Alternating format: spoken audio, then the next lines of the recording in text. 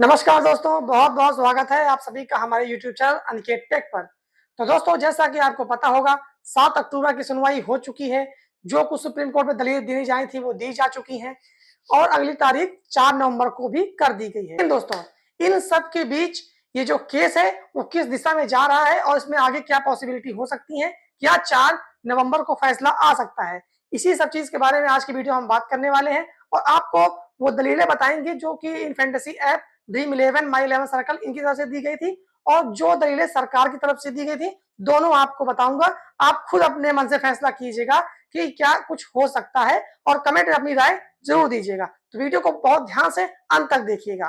तो दोस्तों, आइए पहले बात कर लेते हैं हम सरकार के पक्ष में, क्योंकि जो सुप्रीम कोर्ट के में जब सुनवाई हो रही थी उसमें जो सरकार की तरफ से वकील थे, एडवोकेट थे, उनका साफ यही कहना था कि इन फैंटेसी ऐप और जो सारे ऐप पर हमने रोक लगाई हुई है वो देश में बढ़ रहे जुए की लत, सट्टेबाजी को रोकने के लिए और लोगों को हो रहे आर्थिक नुकसान की भरपाई के लिए हमने इस पर रोक लगाई है। क्योंकि कुछ ऐप अब मनमानी कर रहे थे, मनमानी तरीके से अपना कॉन्टेस्ट चला रहे थे, जिसमें लोगों को काफी ज्यादा दिक्कतें आ रही थी, लोग जो है परेशान हो रहे थे, उनका पैसा लॉस हो रहा था। ये थी बात। यहाँ पर ड्रीम इलेवन और इन सभी की बात नहीं हुई थी, कुछ ऐप्स के बारे में कहा गया ऐसा सरकार की तरफ से। और एक दलील सरकार की तरफ से रखी गई कि जो ये ऐप है लोगों को नशे का आदी बना रहे हैं, यानी कि वैसा नशा नहीं, नशा इनके प्रति खेलने का, यानी कि लोग जब ज्यादा खेलते थे तो वो इसकी लत एक तरीके से लग जाती थी, ये सरकार की तरफ से कहा गया।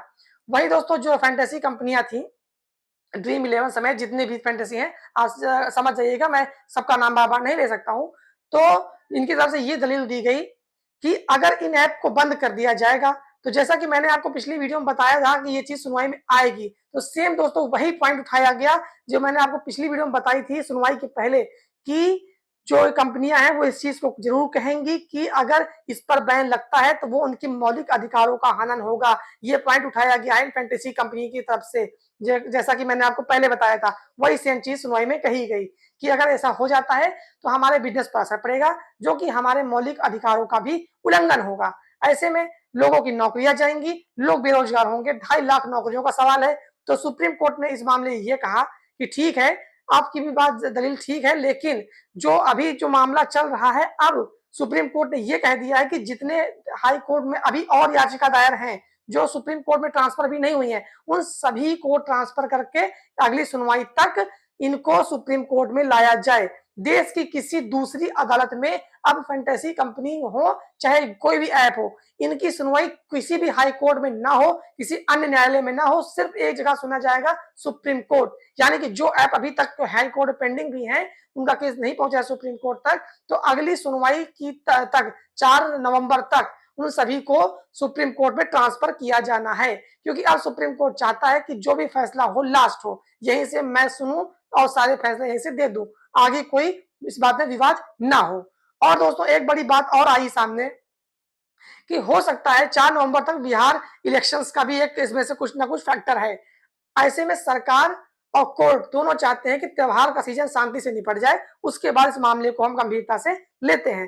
गंभीरता से तो खैर पहले भी ले रहे हैं, लेकिन फास्ट ट्रैक तरीके से लिया जाए, थोड़ा सा इसमें तेजी दिखाई जाएगी चुनाव के बाद, क्योंकि चुनाव कहीं ना कहीं से इस चीज में मैटर कर रहा है, इसीलिए इस चीज को इतना लंबा दिया गया है। और एक बात फैंटेसी कंपनी की तरफ से कही गई कि जो पेमेंट गेटवे हैं ये बंद कर दिए गए हैं। हालांकि अभी सरकार ने कानून बना के इसको लागू नहीं किया है, लेकिन जो पेमेंट गेटवे हैं उन्होंने अपना हाथ खींच लिया है, जिससे ना तो लोग पेड कॉन्टेस्ट लगा पा रहे हैं, ना अपना मनी विड्रॉल कर पा रहे हैं। ऐसे में जिनका पैसा फंसा हुआ है वो भी परेशान है, कंपनियों को भी लॉस हो रहा है, तो दोगुना दिक्कत आ रही दोस्तों। इस चीज के बारे में जब फैंटेसी कंपनी ने कहा, लेकिन इस जगह पे फैंटेसी कंपनियों को राहत नहीं दी गई, उन्हें कोई अंतरिम राहत नहीं दी गई कि चलिए ठीक है, अगली सुनवाई तक आप कंटिन्यू कर सकते हैं। इस मामले में कुछ सुप्रीम कोर्ट ने नहीं कहा।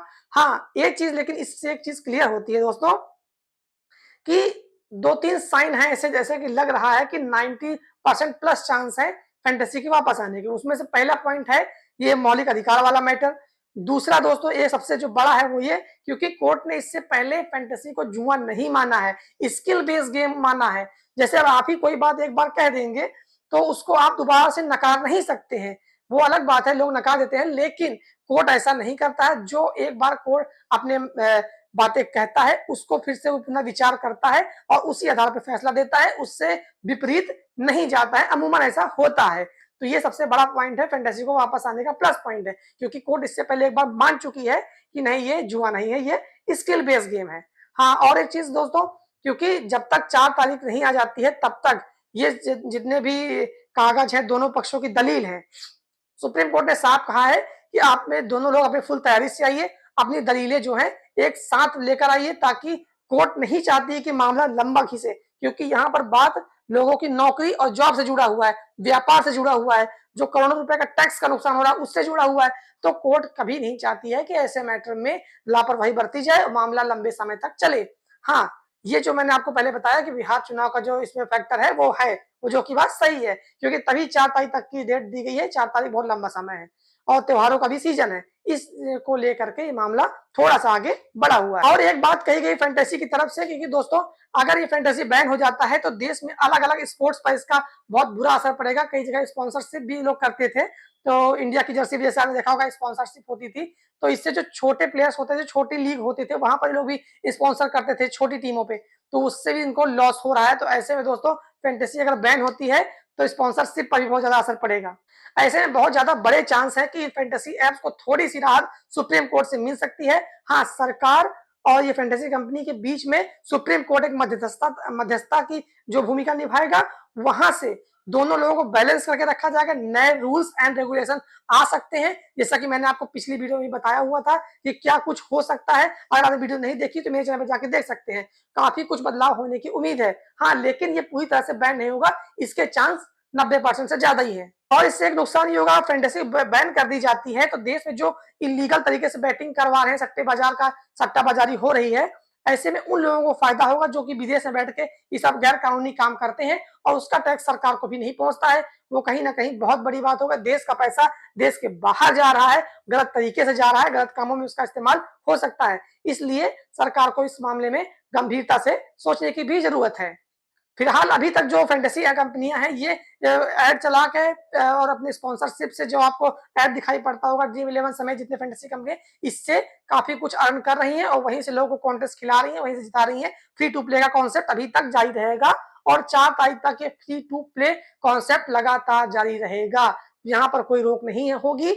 लेकिन सबसे महत्वपूर्ण बात ये कि 4 तारीख को क्या होगा, तो दोस्तों मैं आपको बता दूं, ये केस अब लंबा नहीं खींचेगा। 4 तारीख में मान सकता हूं 2-1 तारीखें इसमें और आए, फैसला आ जाएगा, चाहे इस तरफ चाहे इस तरफ, फैसला आर पार का होगा, बहुत जल्द आने वाला होगा। ज्यादा लंबा नहीं खींचने वाला मैटर है, क्योंकि बिहार चुनाव भी के पड़ गया है, इसकी वजह से थोड़ा मैटर लंबा चला गया है। अगली सुनवाई इसकी जो भी होंगी आप देखिएगा, वो जल्दी जल्दी से होंगी और इसका नतीजा बहुत जल्द से जल्द आएगा। जो भी नतीजा सुप्रीम कोर्ट से निकल के आएगा, 4 तारीख को क्या फैसला आता है, आप तक मैं अपडेट जरूर पहुंचाऊंगा। मेरी वीडियो अच्छी लगी हो तो वीडियो को लाइक करके हमारे चैनल से जुड़ जाइए, चैनल को सब्सक्राइब कर लीजिए। आपको ऐसे अपडेट हमारे चैनल पर लगातार मिलती रहेंगी। तब तक के लिए आप सभी का बहुत बहुत धन्यवाद दोस्तों।